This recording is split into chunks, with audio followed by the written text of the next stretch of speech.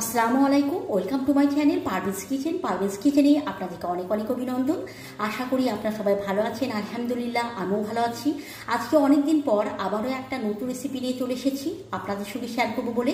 আর আজকে আমি ভাত দিয়ে এমন একটা রেসিপি শেয়ার করব যার স্বাদ মুখে লেগে থাকবে। আর খুব সাধারণ একটা রেসিপি, কিন্তু এই সাধারণ রেসিপি দিয়েও কিন্তু অসাধারণ কিছু তৈরি করা হয়। এই রেসিপি না দেখলে আপনারা বুঝতে পারবেন না।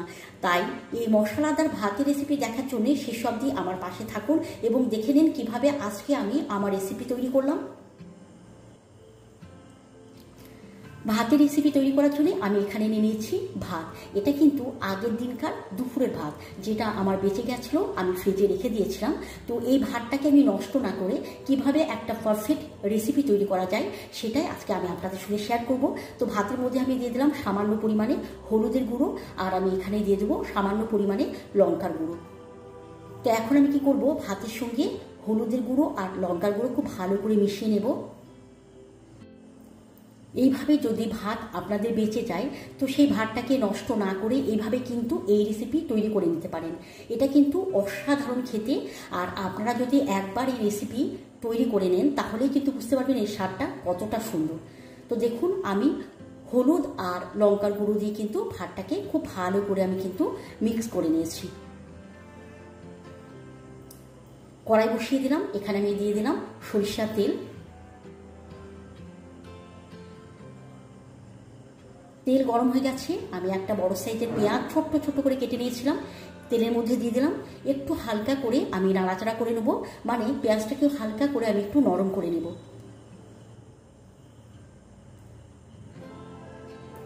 এইভাবে আমি নেড়ে পেঁয়াজটাকে দেখুন আমি নরম করে নিলাম।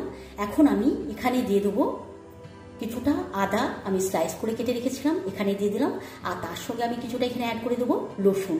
একইভাবে কিন্তু আমি কেটে নিয়েছি। আদা রসুন পেঁয়াজের সঙ্গে হালকা করে ফ্রাই করে নেব।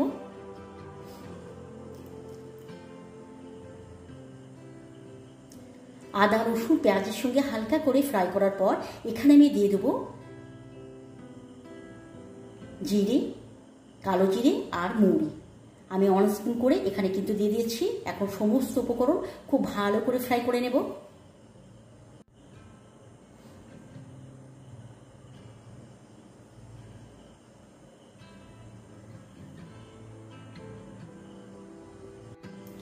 দেখুন খুব ভালো করে কিন্তু ফ্রাই করা হয়ে গেছে। এখন আমি এখানে দিয়ে দেবো কিছুটা কারি পাতা। এই কারি পাতাগুলো কিন্তু আমার বাগানের গাছের, আমার বাগানে ছোট্ট করে একটা কারি পাতার গাছ রয়েছে, সেখান থেকে তুলে এনে আমি এখানে দিয়ে দিলাম। এখন সমস্ত উপকরণ আমি আবারও খুব ভালো করে ফ্রাই করে নেব।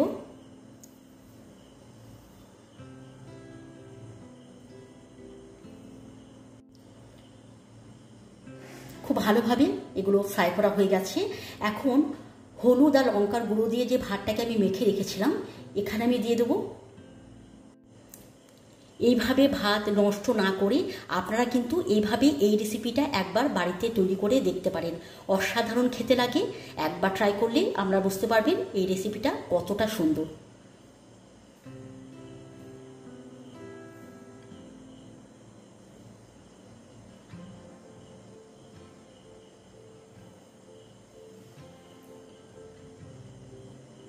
ভাতগুলো আমি এখানে দিয়ে দিয়েছি।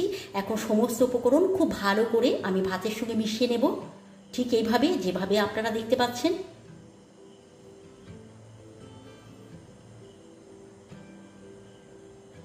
খুব ভালো করে মিশিয়ে নিয়েছি।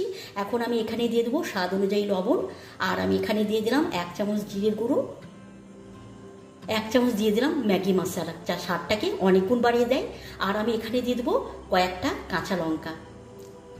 আবারও সমস্ত উপকরণ খুব ভালো করে আমি মিশিয়ে নেব।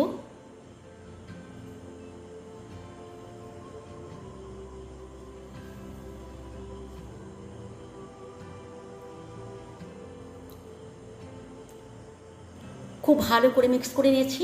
ওপর থেকে এখন আমি দিয়ে দেবো চিলি ফ্লেক্স, আর আমি এখানে দিয়ে দেবো মুঠো ভরে ধনে পাতা। ধনে পাতা কিন্তু যে কোনো রেসিপির স্বাদকে অনেক গুণ বাড়িয়ে দেয়, তাই ধনে পাতার পরিমাণ আমি একটু বেশি দিলাম। এখন আমি আবারও খুব সুন্দর করে মিশিয়ে নেব।